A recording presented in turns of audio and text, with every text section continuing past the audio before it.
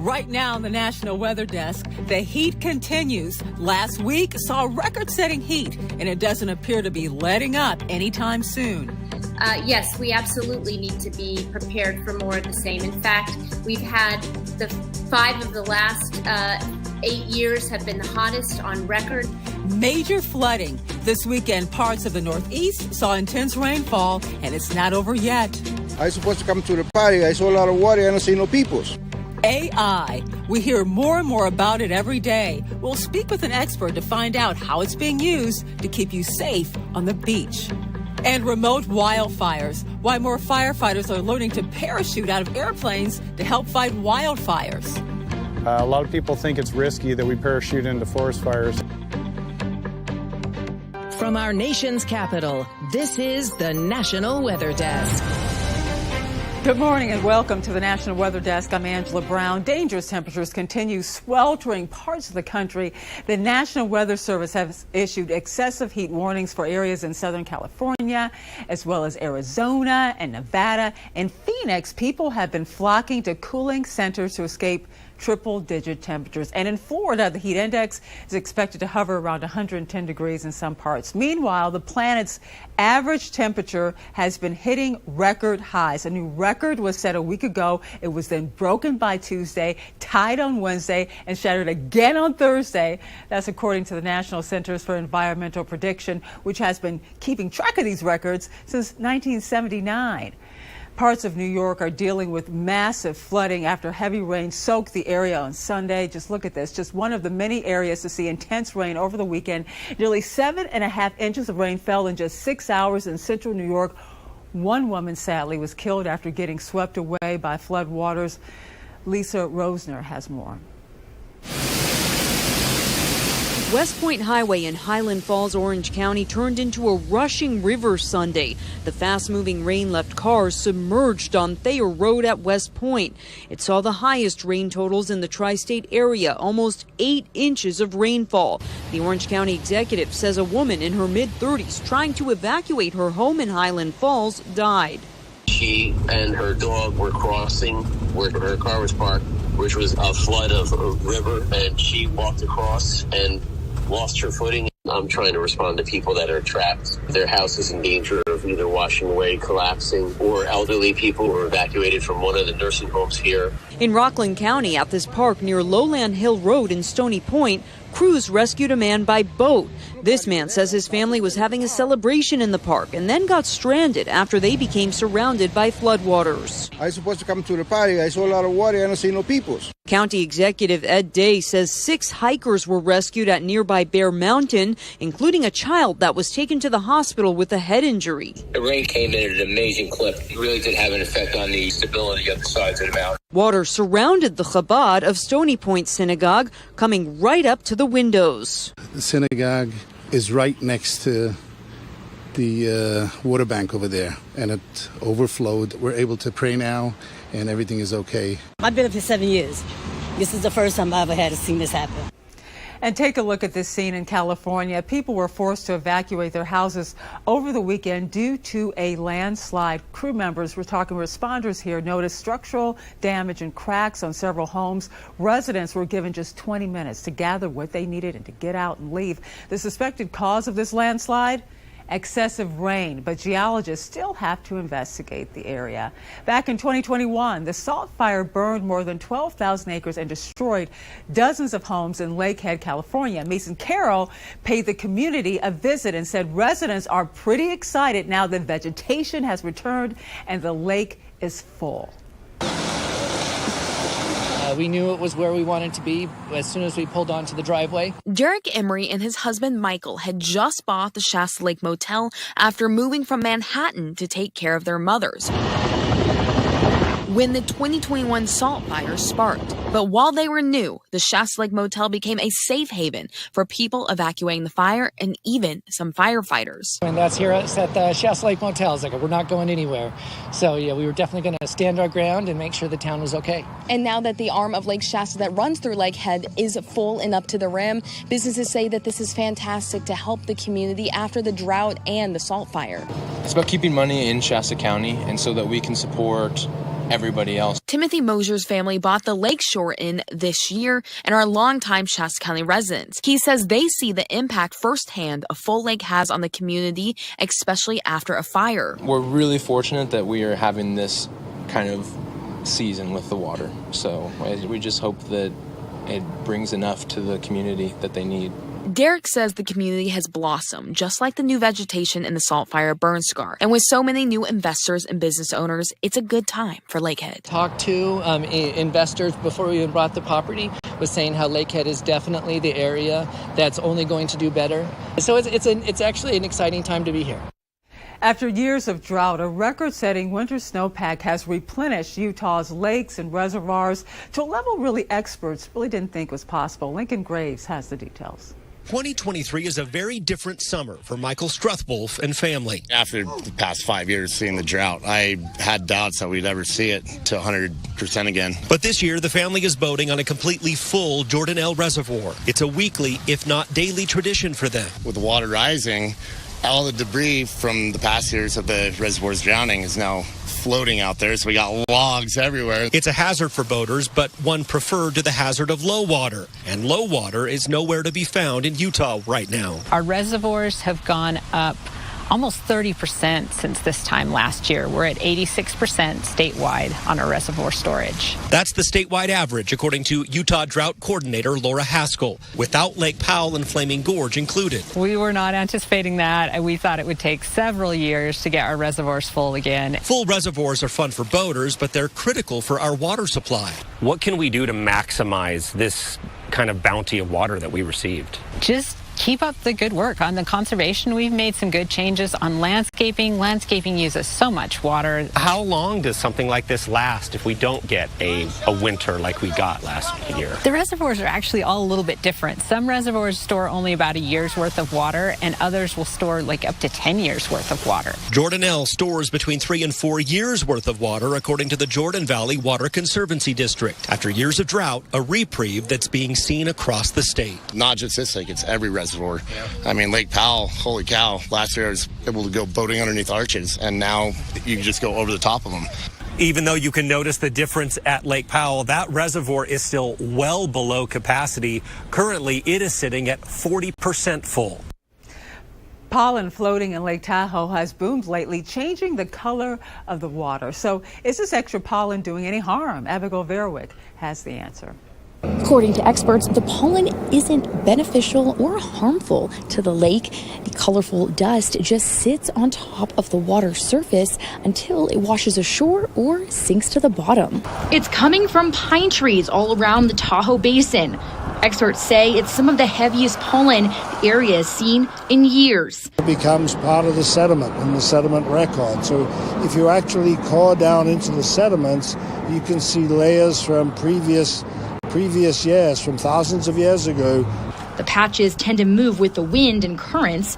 You could see it collected heavily around Carnelian Bay, Crystal Bay, and off the Edgewood Golf Course. On Friday, there was another large deposit near Tahoe Vista. The extra pollen suspected to be linked to our wet winter. Really wet winter, and that came after a few dry years. So maybe the conifers in the basin were stressed, and suddenly they got this winter of relief, and they're celebrating by releasing lots of pollen. This past year, Tahoe's water clarity the clearest it's been in decades. Experts say they're looking forward to studying how this wet winter and the influx of nutrients from plant life will impact the clarity moving forward. And good news for sky watchers. The Northern Lights will return this week, and folks in more than a dozen U.S. states should be able to see the colorful geomagnetic show. The lights, also known as the Aurora Borealis, are commonly seen in Alaska, Canada, Scandinavia. But Thursday's solar storm will likely be visible in 17 states, including Oregon, Idaho, Wyoming, Indianapolis, and also Maryland. It's part of an 11-year solar cycle that makes the Northern Lights visible farther south.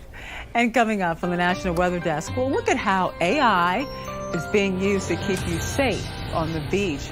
And also coming up, we'll hear from a firefighter who parachutes into the scenes, look at that, of wildfires.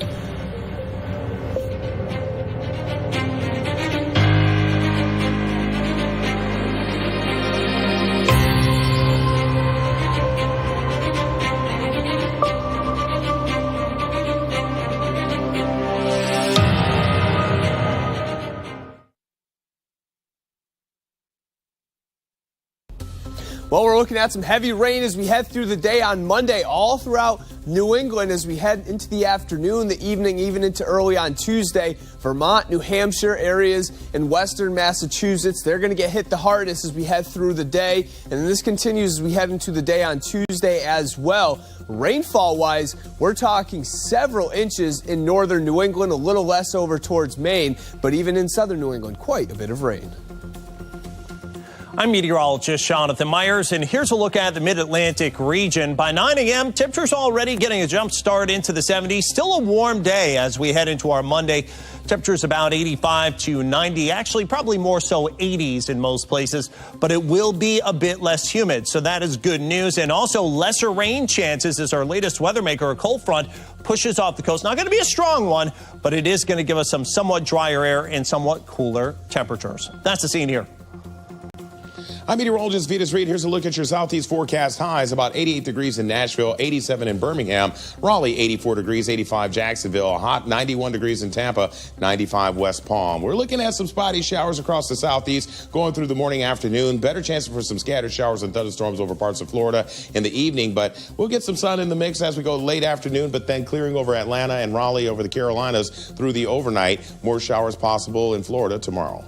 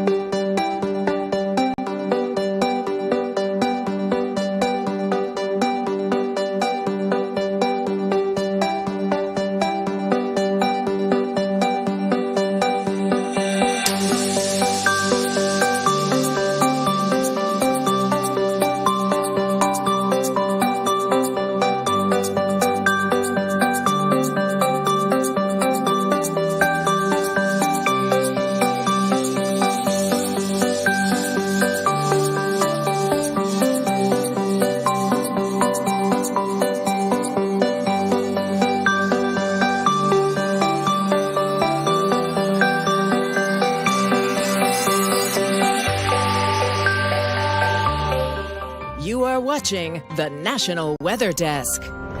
Imagine this, jumping from an airplane and into an active fire. Some U.S. Forest Service firefighters do this as part of their job. And as you know, it comes with risks. Recently, a smoke jumper had to be hoisted away from the Marble Fire in Klamath National Forest after suffering from heat exhaustion. Tyler Van Dyke wanted to learn more and got an inside look at the risks faced by Forest Service smoke jumpers. Smoke jumping to me is the greatest job in the world. It's adrenaline. We get paid to parachute. After a Forest Service smoke jumper was rescued from the Marble Fire on Wednesday morning, I wanted to take a deeper look into what it's like being a smoke jumper. Smoke jumpers specialize in getting to remote fires, getting them early. A lot of people think it's risky that we parachute into forest fires. See, it is the risk, minimizing risk by getting the fires early and catching them small. I spoke with the base manager of the only smoke jumping base in California, Mitch Hokinson, about the experience. The adrenaline gets going. This is the real life scenario. It's a place you've never jumped before. And it was just the greatest feeling that I've had in a career, and it's gone. I've been doing this 23 years, and that feeling never goes away. He also tells me that there is special training that they have to go through to be smoke jumpers. We hire people that have firefighting experience, so we don't teach them really anything about fire.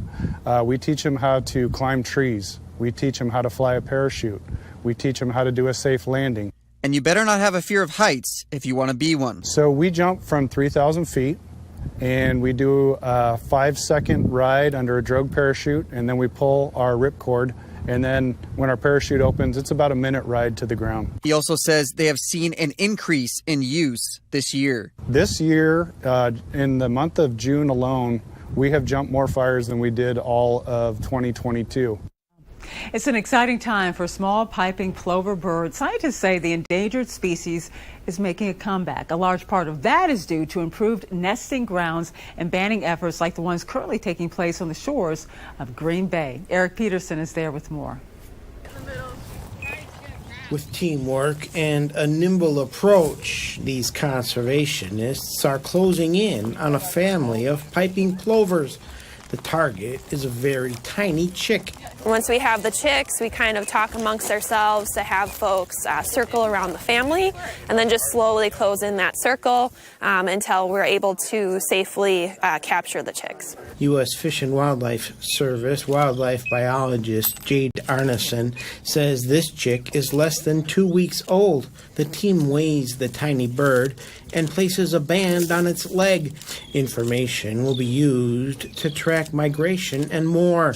Audubon Great Lakes, Wisconsin Conservation Manager Tom Prestby has been studying plovers here from the beginning. Piping plovers have been breeding here for the last 8 years. Since 2016 was when they were first discovered. They've been breeding here ever since.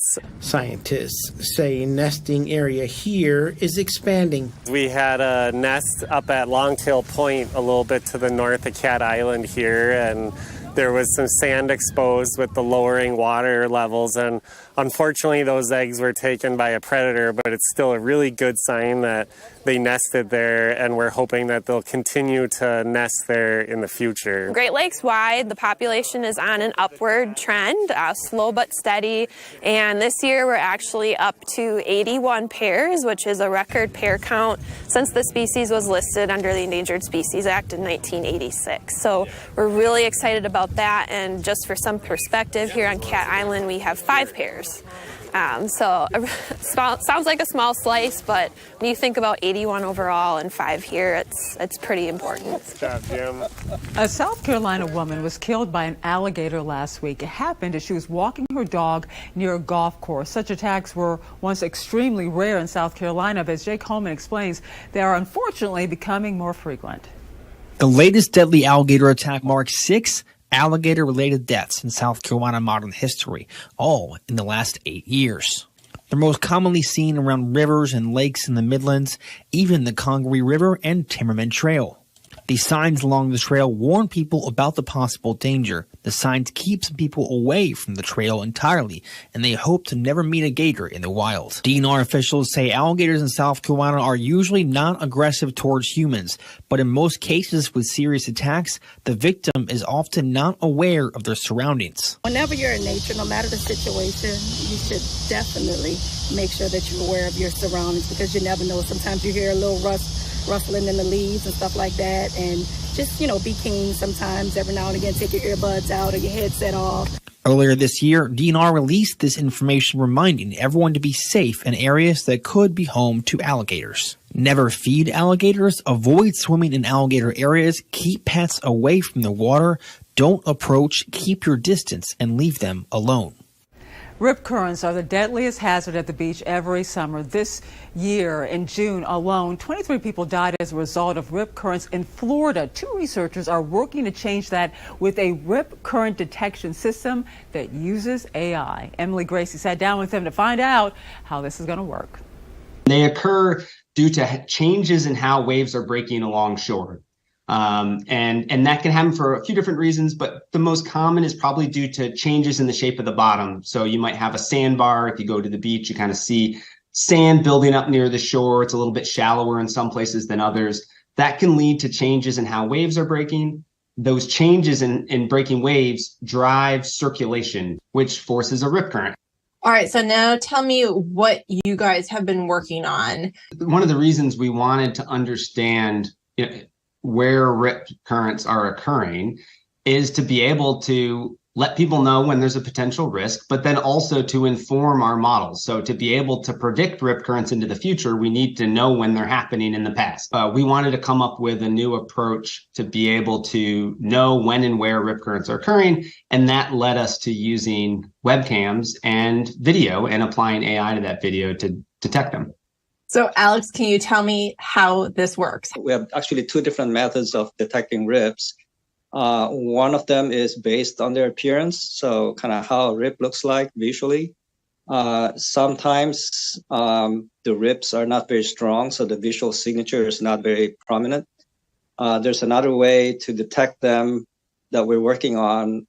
This would then detect rips based on the behavior of how the water is moving. For a AI, or more specifically machine learning model, to learn or know about this visual signature, you need to collect a lot of training data to say that, hey, this one has a rip, it's located here, and in this other image, there's no rip. So you train this model so that when you then point your camera, let's say at the beach, it will then detect whether that visual signature is present or not. And time now for a short break, but first let's take in views of Montana from above.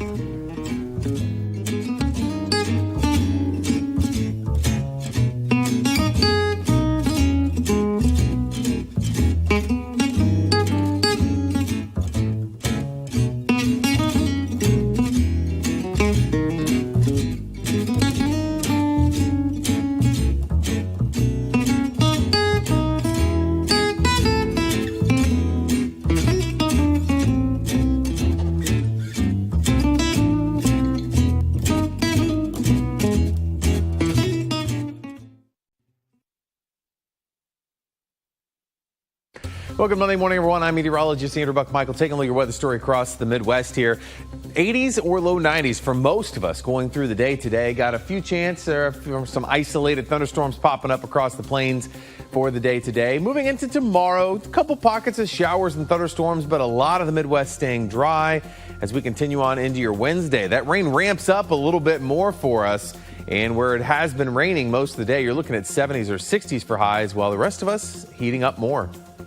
Good Monday morning. I'm meteorologist Joe DiCarlo. Look at our forecast across the region, tracking a few showers and thunderstorms East Texas into Louisiana and portions of the Deep South this morning. That continues into the afternoon. Some thunderstorms around New Orleans, 85 degrees. Heat's going to be the big story across South Texas, Corpus Christi, San Antonio, hot and dry, but a few showers and thunderstorms Austin, and then we'll be tracking some strong storms North Texas into portions of western Oklahoma. That's the case overnight as well. DFW and Oklahoma City seeing a few thunderstorms.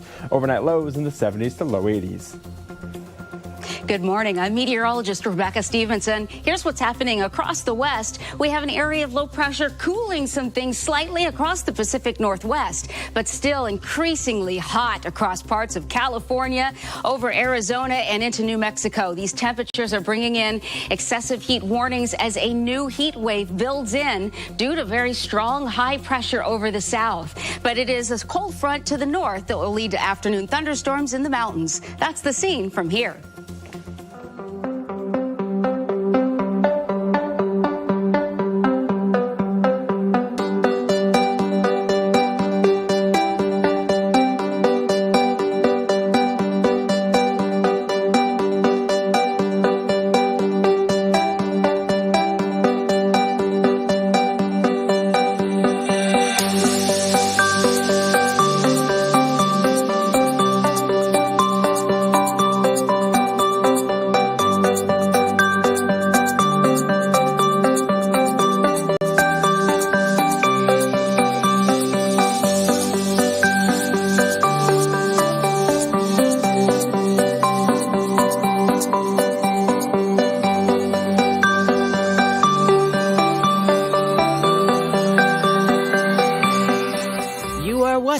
The National Weather Desk. You've probably heard the term the dog days of summer, but where does it come from? Meteorologist Evan Chikvera explains it's all about the stars. Looking at this map, you might go, all right, there's a bunch of dots on there. What on earth could this mean? Well, picture this. You go back hundreds of years where there's no light pollution, and you can see so clearly all the stars in the universe, in the sky, and you put these all together, and it resembles a dog. This is actually a constellation, Canis Major. Sirius is the parent star here, so the brightest star, the one that was most visible. Going back to the Roman times, they actually thought the sun and this bright star in the sky that would appear July 3rd to August 11th, roughly in that time frame, was responsible for making it hotter than normal. Of course, it's summertime, but this was particularly hot, and that's where the name Dog Days of Summer comes from. They would see this and associate that period of time was beginning, and thus we'd get that period from early July until mid-August known as the Dog Days of Summer. Now, since then it has evolved. It's become a slang. It's so doggone hot, or my dog is so hot. But the initial belief or the initial idea coming from nothing more than the stars. Pretty cool to me.